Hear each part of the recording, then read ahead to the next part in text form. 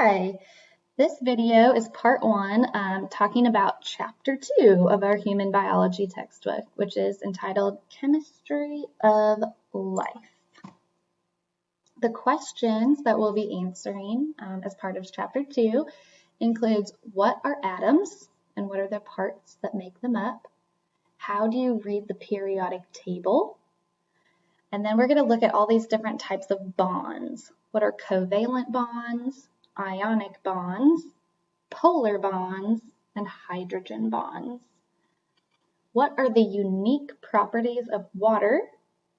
And then part 2, video 2, will cover what are the characteristics of carbohydrates, proteins, and lipids, those major molecules that make up living things. In our first lecture, we talked about the levels of biological organization. And we're going to be starting our semester looking right in the middle, starting at the beginning of the story at the atomic level. And understanding what an atom is and how they interact with one another will give us an understanding of how molecules are built and stay together, and then how those molecules are able to interact with each other to carry out all of the body functions that we're going to talk about. All of those complex physiological functions are all driven by the chemical reactions, the attractions that happen between the individual atoms and then between those individual molecules. One of the topics of your lab for this week is measurement, and one of the measurements that you're looking at, kind of collecting some items from around your house and looking up their mass. And matter is anything that takes up space and anything that has mass. And the thing that gives item mass is that they're composed of atoms. And an atom is the smallest and simplest unit of matter. So it's the thing that can't be broken down any further by chemical processes. As humans, we have learned that we can break an atom in half and release the extreme amount of energy that's contained. The example here being the atom bomb or the hydrogen bomb. But that took a lot of energy to be able to split that to create that bomb. The individual pieces that make up an atom are going to include a proton. Those are housed inside the nucleus of the atom, and a neutron, which is also housed within the nucleus of the atom. And then we have our electrons. And the electrons are arranged in what we call the electron cloud, and they're arranged in layers of shells that surround the nucleus. Each shell is composed of one or more electrons. The innermost shell, so the one closest to the nucleus, closest to that ball of protons and neutrons, can only hold 2 electrons. After that, the next shell going out away from the nucleus can hold up to 8 electrons. Atoms that have more than 8 electrons, or really more than 10 electrons, because 2 are going to be housed within that inner shell, will have additional shells surrounding that. And it's the number of electrons present in that atom's outermost shell that will determine its ability to interact with other atoms. So that's what gives an atom its chemical properties. And that happens because of this thing called the octet rule. The octet. So octet referring to the 8 electrons that each shell can ultimately hold. And an atom's goal, the thing that it's striving toward, is to become stable. And if it's stable, that means that it has 8 electrons in its outer shell. So the tendency of atoms to gain, lose, or share electrons to reach that stable state of having 8 is what forms bonds.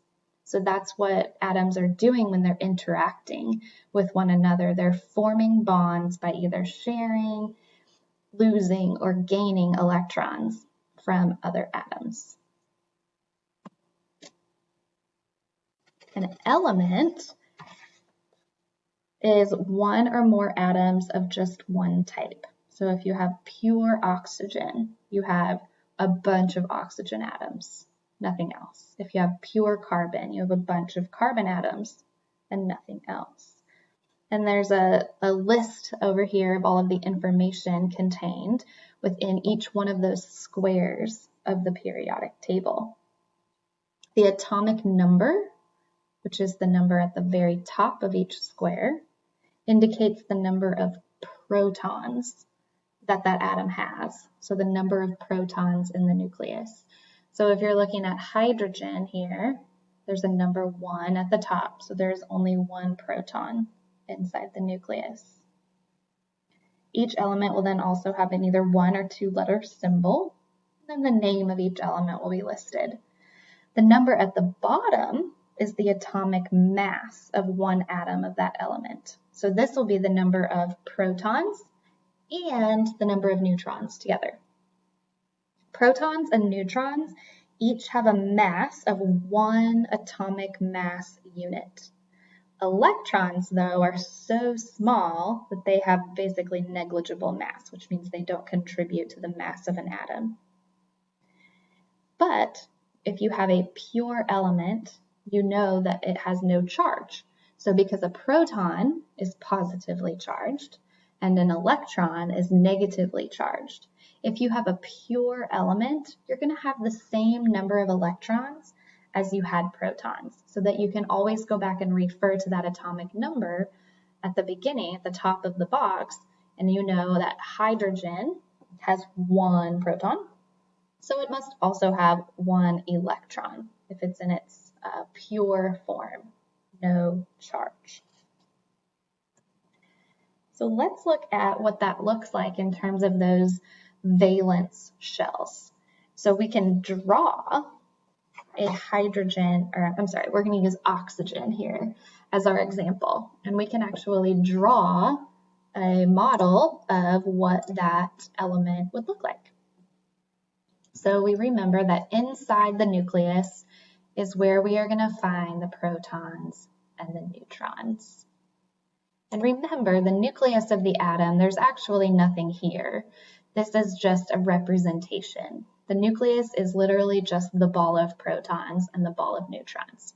So we remember that the atomic number at the top is going to be the number of protons. So in this case, we are going to have 8 positively charged protons. 1, 2, 3, 4, 5, 6, 7, 8 positively charged protons. But we also find neutrons in the nucleus. So we're going to look down here, and as we can round up to 16 for our atomic mass. And we know that the atomic mass is both the number of protons and the number of neutrons. And because we know there are 8 protons, we can subtract 8 from 16 and get 8 neutrons. 1, 2, 3, 4, 5, 6, 7, 8. Okay, that's a lot going on inside the nucleus of our oxygen atom. And then we need to add our shells of electrons. So we know that this pure element of oxygen does not have any charge. So it's going to have the exact same number of electrons as it does protons, which we remember hopefully is 8. So this pure form of oxygen will have 8 protons, 8 neutrons, and 8 electrons. In the first shell, the shell closest to the nucleus, that shell can only hold 2 electrons. 2 electrons. So it must have also another shell to house the rest of those. Because 2 are here and there are 8 total, we're now going to add 6 electrons to the outer shell of our oxygen atom. I apologize, you guys. I live right by the airport here in Springfield. So if you are hearing airplanes in the background, there's literally nothing I can do about that. They go all the time. So I apologize for that. So a pure element of oxygen will then have 6 valence electrons. Valence electrons, electrons in their outer shell. We hopefully remember on the last slide that a complete octet, or an element that meets the octet rule, is searching to have 8 valence electrons in the outer shell. So this element of oxygen has the ability to interact with other atoms in order to gain those last 2 valence electrons that it's looking for. And we will see through many examples, including the formation of the molecule water, which is a really, really important one that we're going to look at this semester, that need to fill its outer shell with those last 2 electrons is going to give it the ability to form bonds to make all of those other molecules that we will see. So one example of how to use the periodic table to build a model of those of an atom. You should be able to do that now with given any of those other boxes of the periodic table. I could show you the box of carbon or phosphorus or any of them, and you should be able to tell me how many protons are in the nucleus, how many neutrons, and then how many electrons, and build those outer shells. So I encourage you to practice that on a couple of other ones to make sure you get that down. All atoms of a given element we have seen have the same number of protons every single time. So in other words, its atomic number will never change. Some elements, like carbon, will vary in the number of neutrons that are found in the nucleus from carbon atom to carbon atom, and these are called isotopes. So carbon is an example, a really common example that we use of an element that has varying isotopes. And it's this variation in the number of neutrons that gives us the ability to do things like carbon dating, because the number of neutrons will change based on the age of that carbon atom. I'm not going to ever ask you in this class to draw an isotope. I just wanted to mention that there is some variation, and that change in mass is what tells us that how old something is when we're using something like carbon dating. So if we look back at the periodic table, we saw that there was a whole mess of different types of elements. And one of the really interesting things about not just humans, but really all living things, is that how many of those elements are really found within the human body. So here's that whole periodic table again. And the common elements that are found within the human body are going to be primarily oxygen, carbon, hydrogen, and nitrogen. Over 95% of the entire mass of your body is made of only those 4 atoms. So we've probably heard that we're carbon-based life forms, right? Carbon, that element carbon, forms the basis for sugars.